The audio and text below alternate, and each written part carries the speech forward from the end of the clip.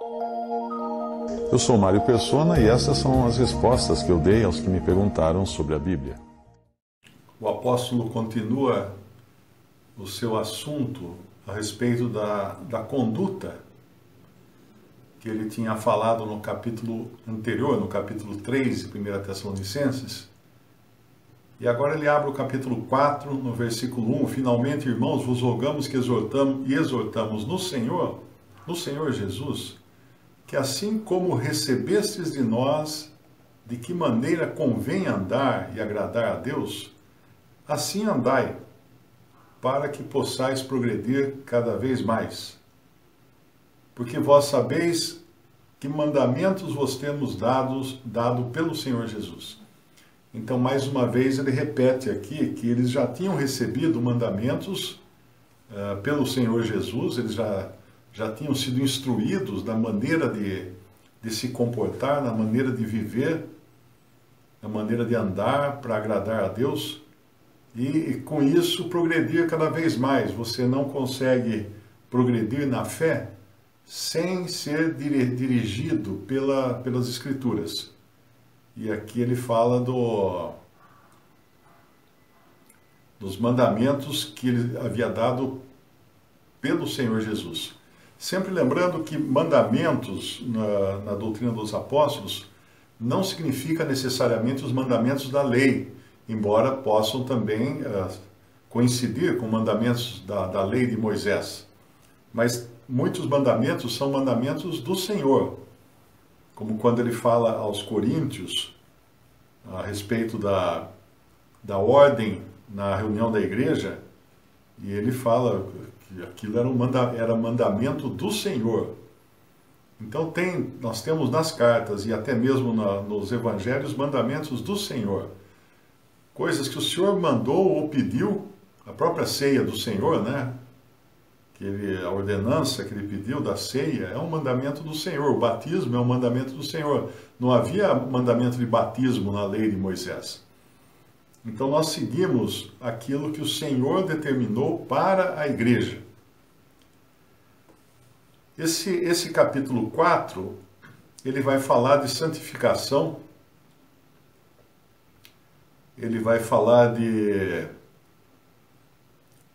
andar, não é? Ele vai falar de como andar, ele vai falar do amor, e vai falar do trabalho, do trabalho do crente com as próprias mãos, e vai falar também da vinda do Senhor, que são todos os assuntos que ele vai tratar nesse capítulo 4 de Tessalonicenses. Então, santidade, amor e vinda do Senhor são os três principais, e depois ele fala também nos versículos 11 e 12 de trabalhar, do trabalho para ganhar o sustento. Ele já tinha falado disso antes, a respeito do crente trabalhar. Então ele começa com a santificação prática, porque nós temos a santificação em três aspectos, é bom entender isso. Nós temos a santificação absoluta, não é? Que nós, quando cremos, fomos santificados. O que significa santificar? É separar.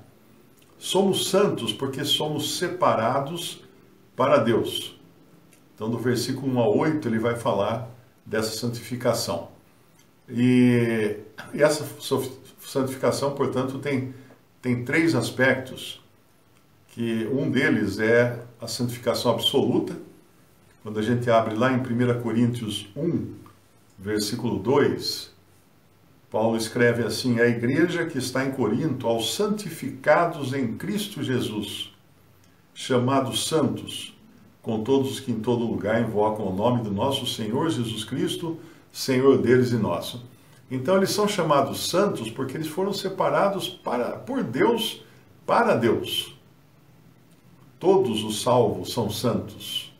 Nós viemos de um regime católico romano, né, que considerava santos apenas aqueles que o Papa decretava ou canonizava, decretava que era santo. Então o sujeito tinha que morrer e depois ter alguns milagres atribuídos a ele, era investigado, tal. Tem um departamento inteiro lá no Vaticano só para investigar milagres de supostos santos. Isso é uma aberração, né? Nós não temos nenhum indício disso na palavra de Deus. Isso é invenção humana, porque para Deus, santo é aquele que ele separa para si. E nós que cremos no Senhor Jesus Cristo fomos separados para sermos do Senhor. Então essa é a santificação absoluta, que acontece uma vez quando nós cremos em Jesus. Lá em Hebreus capítulo 10, versículo 10, ele diz assim: na qual vontade temos sido santificados pela oblação do corpo de Jesus Cristo, ou pela oferta do corpo de Jesus Cristo, feita uma vez. Então aquele sacrifício, aquela oferta de Jesus, do corpo dele, feita uma vez, nos santificou, nos tornou santos. Então não tem nenhum indício de que você seja santo através de um decreto humano. Homens vão examinar sua vida e falar que você é santo. O que os homens sabem da vida de cada um, né? O que as pessoas fazem no oculto, como é que eles vão examinar? Mas aí tem um outro aspecto, que é de nós nos santificarmos, essa santificação prática. Por exemplo, em 1 Tessalonicenses 5, versículo 23, ele diz assim: e o mesmo Deus de paz vos santifique em tudo, e todo o vosso espírito e alma e corpo sejam plenamente conservados irrepreensíveis para a vinda de nosso Senhor Jesus Cristo. Essa é a santificação definitiva quando nós estivermos ressuscitados ou transformados na vinda do Senhor. Aí sim, santos, né? Não teremos nada a fazer. Mas enquanto estamos nesse mundo, a ordem para nós é sede santos, porque eu sou santo, como a própria palavra de Deus nos fala, né?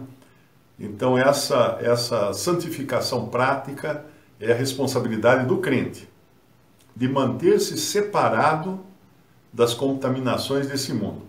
E ele vai começar aqui com um tipo de separação ou santificação, no versículo 3 de 1 Tessalonicenses 4, porque esta é a vontade de Deus, a vossa santificação, que vos abstenhais da prostituição. Como prostituição aqui, entenda tudo que é imoral, todo tipo de imoralidade, não apenas pagar uma prostituta para comprar sexo, não é? Aqui é imoralidade, nesse sentido aqui, a prostituição.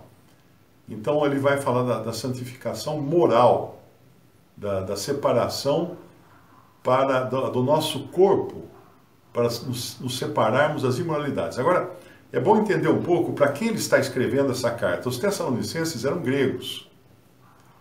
E na Grécia Antiga, assim como na Roma Antiga, a imoralidade fazia parte da sociedade, como é hoje também, né? Em muitos círculos sociais, a imoralidade é considerada perfeitamente normal. Então, quando desenterraram Pompeia, uma cidade romana, à beira-mar, ao lado do vulcão Vesúvio, na Itália. Então, o Vesúvio, quando explodiu, no ano, eu não sei, acho que foi logo depois de Cristo, né? Logo no começo do tempo cristão, da data depois de Cristo. Quando explodiu esse vulcão, ele cobriu de cinzas, teve a lava, né? Mas teve o que matou mais as pessoas foi o fluxo piroplástico, que se chama. Porque quando o vulcão explode, tem aquela lava que escorre meio que devagarinho, como um rio, né? E vai pegando as coisas mais próximas. Mas tem o fluxo piroplástico, que é um fluxo de calor e de gases queimando, né?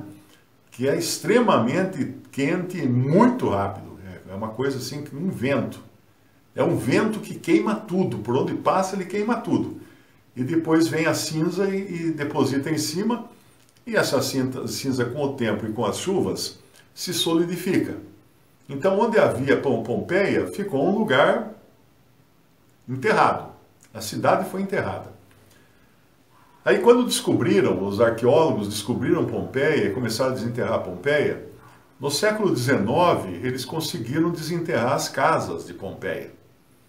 E ficaram abismados, porque eles viram que não iam poder mostrar as casas de Pompeia para o povo, para os visitantes. Então, durante muitos anos, desde o século XIX, algumas casas de Pompeia, alguns prédios de Pompeia eram fechados à visitação pública. Só podiam ser visitados por arqueólogos, estudiosos, historiadores, porque era como se era demais a arte erótica que havia, porque a cinza que depositou em cima de Pompeia conservou tudo que não era de madeira, né? Madeira queimou, mas as pessoas foram queimadas também, mas foram queimadas instantaneamente e os corpos foram preenchidos com, acho que cinza ou cálcio, não sei bem o que é, que acabou formando estátuas da pessoa queimada. Então, por isso que é possível encontrar a pessoa caída no chão, assim, com as mãos levantadas, um cachorro, por exemplo, na rua, duas pessoas abraçadas. Isso é o que sobrou dessas pessoas que foram queimadas e o espaço que elas ocupavam dentro das cinzas, debaixo das cinzas, foi preenchido por algum tipo de material que praticamente solidificou e manteve a forma, o formato da pessoa do jeito na hora que ela morreu. Por isso que é possível você ver as pessoas, a posição que estavam na hora em que foram queimadas pelo fluxo piroplástico de Pompeia. Mas então eles começaram a perceber que as casas tinham afrescos, né, que são pinturas na parede, que estavam extremamente bem conservados, coloridos, bonitos, tal.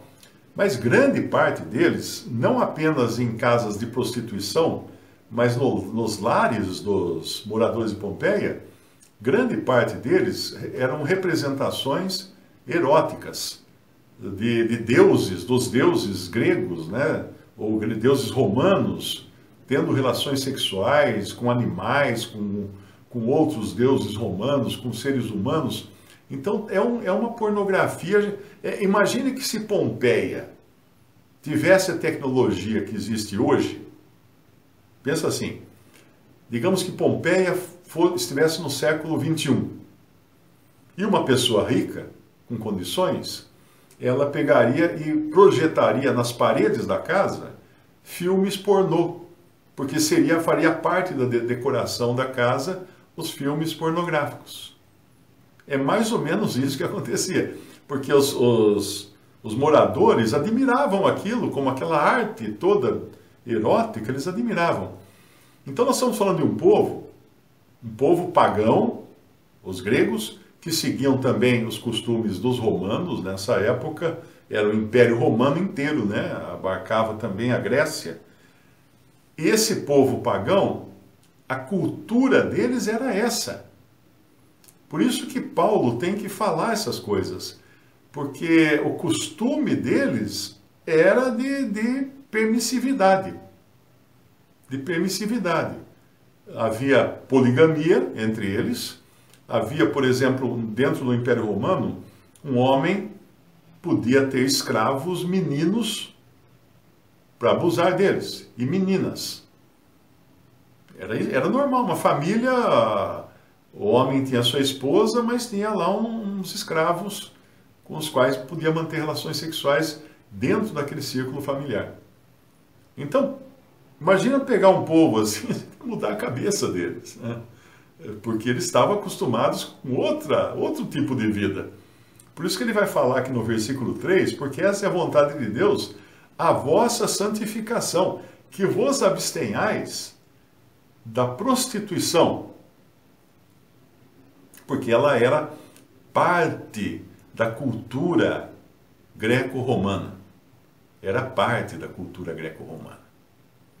A gente sabe que mesmo na cultura moderna, brasileira ou do mundo ocidental, não é?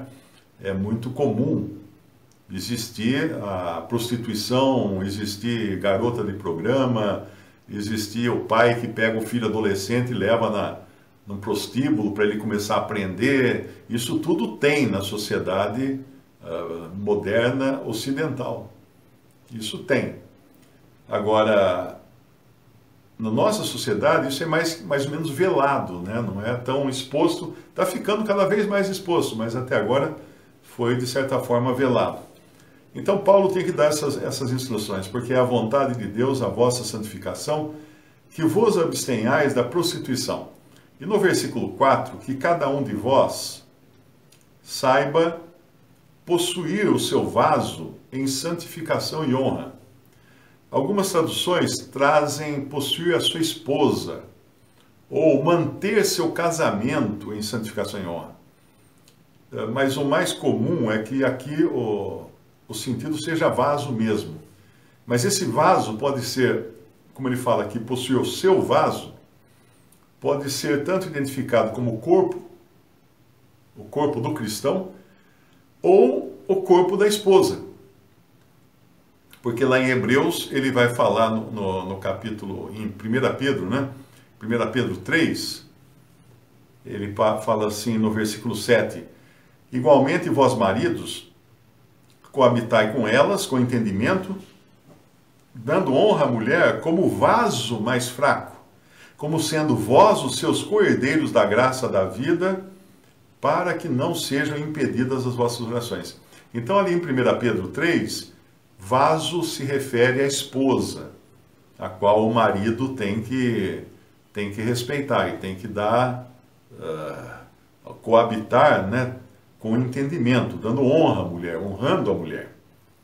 Você vê, hoje ainda se briga por buscar a mulher ser respeitada na sociedade, honrada e tal. Isso aqui estava na Bíblia já há muito tempo. Não precisa fazer leis para honrar a mulher. Aqui está escrito já, né? E depois lá em 2 Coríntios, capítulo 4, versículo 7, diz assim, temos, porém, este tesouro, aqui falando do cristão, de maneira geral, de maneira genérica, em vasos de barro, para que a excelência do poder seja de Deus e não de nós. Então, aqui falando do corpo humano do cristão, seja ele homem, seja ele mulher.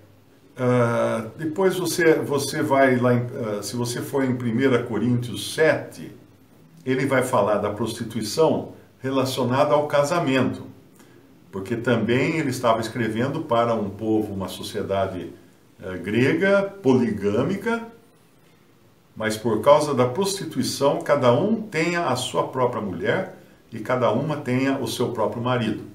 Então essas são as ordens dadas pelo Espírito Santo de Deus através do apóstolo Paulo.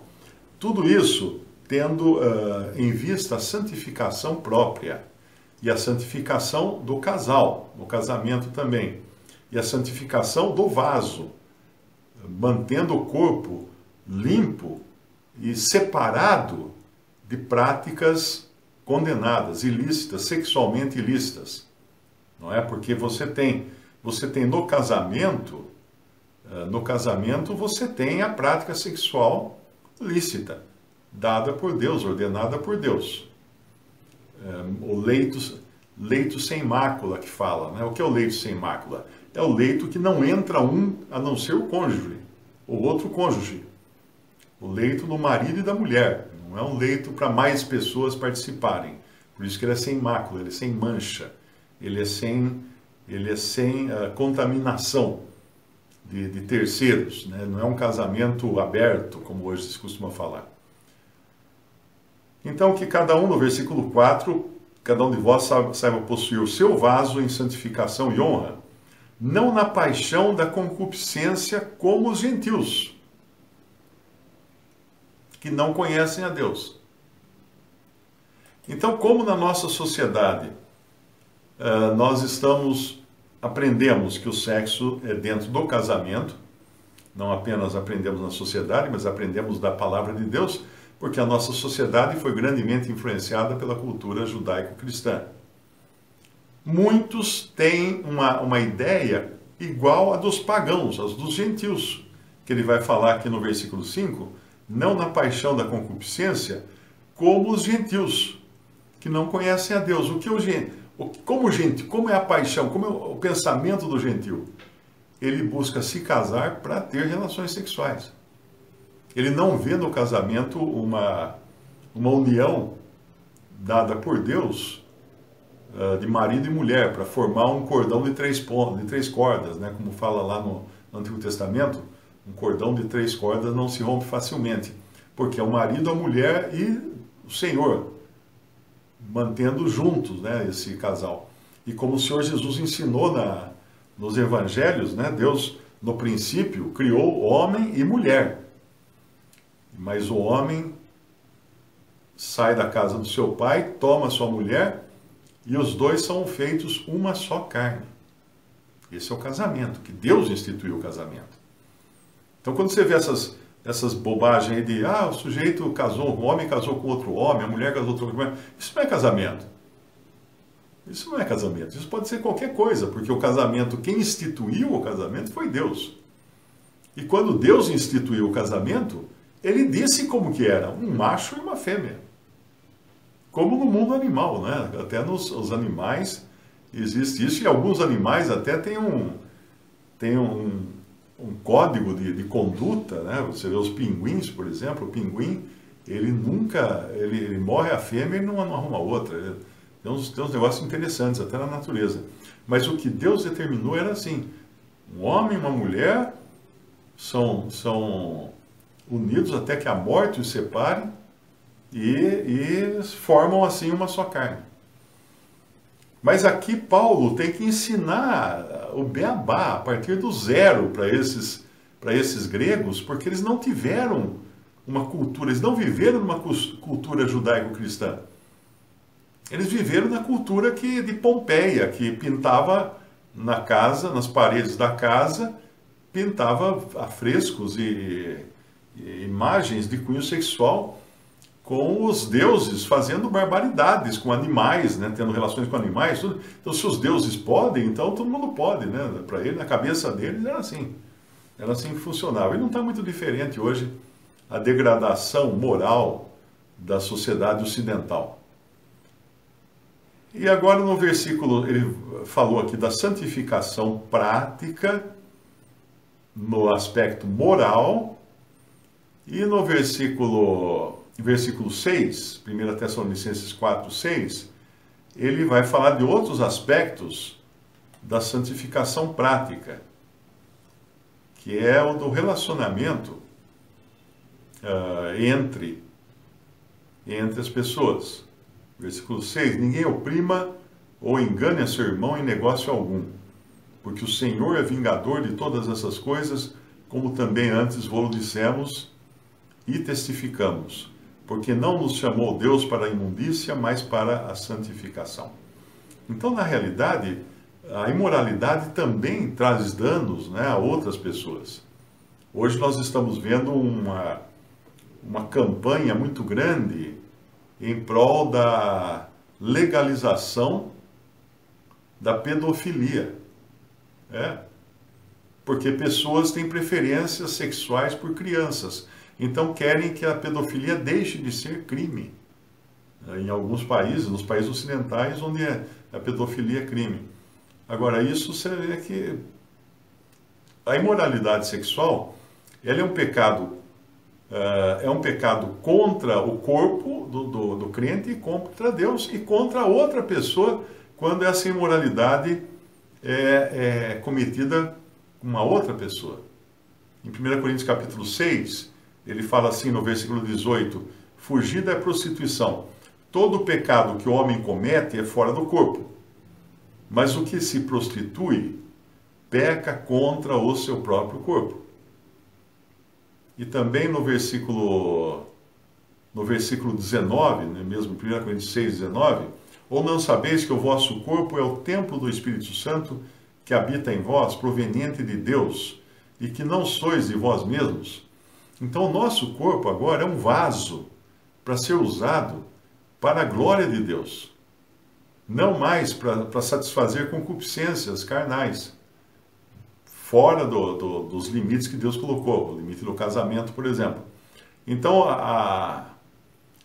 o pecado sexual, ele envolve tanto um dano ao próprio que peca, né?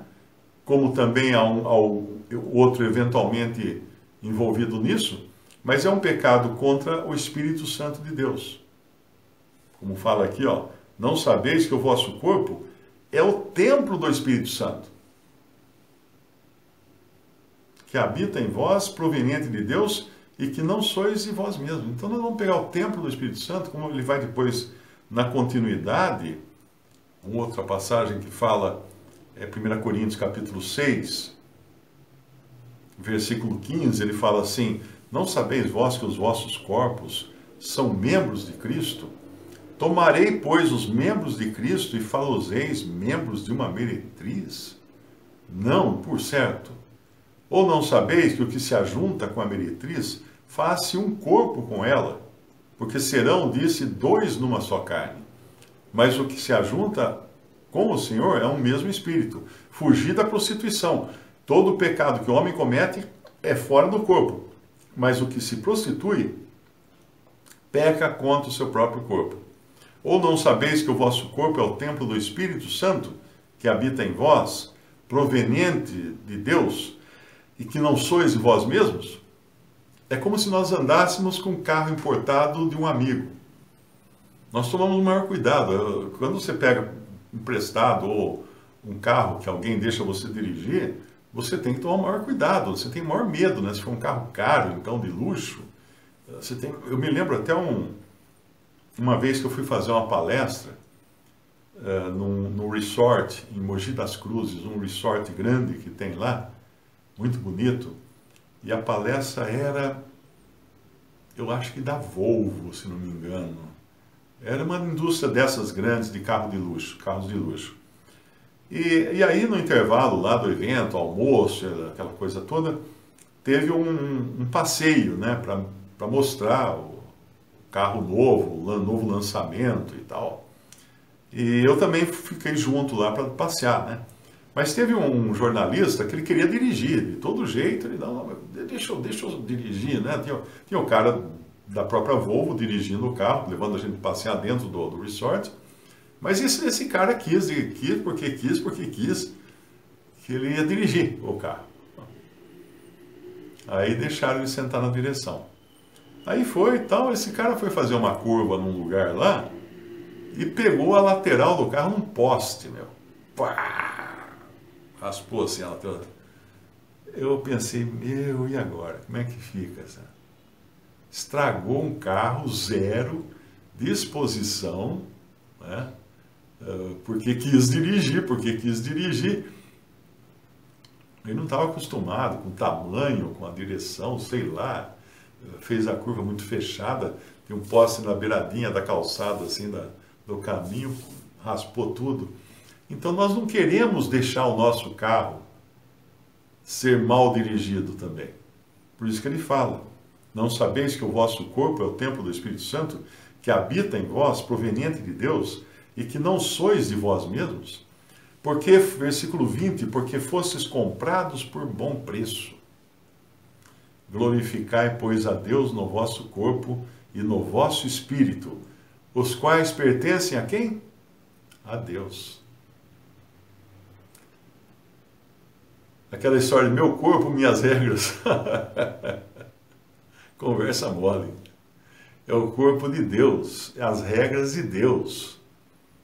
E eu farei bem se segui-las. E não me deixar dominar pela carne, né? Porque todos nós temos, a carne ainda em nós, os apelos carnais, os desejos carnais em nós. Então nós temos que o tempo todo estar vigiando, fugindo do pecado, né?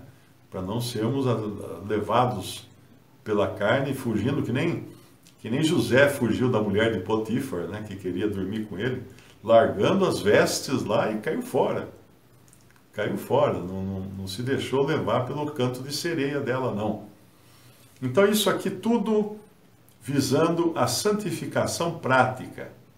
Versículo 7, então, ele completa esse pensamento dizendo assim, 1 Tessalonicenses 4:7, porque não nos chamou Deus para a imundícia, mas para a santificação.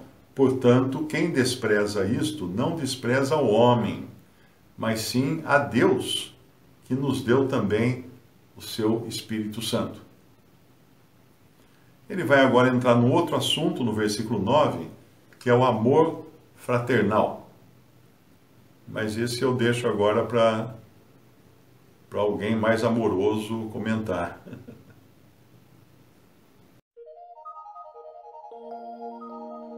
Visite o canal Respondidas no YouTube. Também respondi.com.br e 3minutos.net. Baixe os livros e o aplicativo.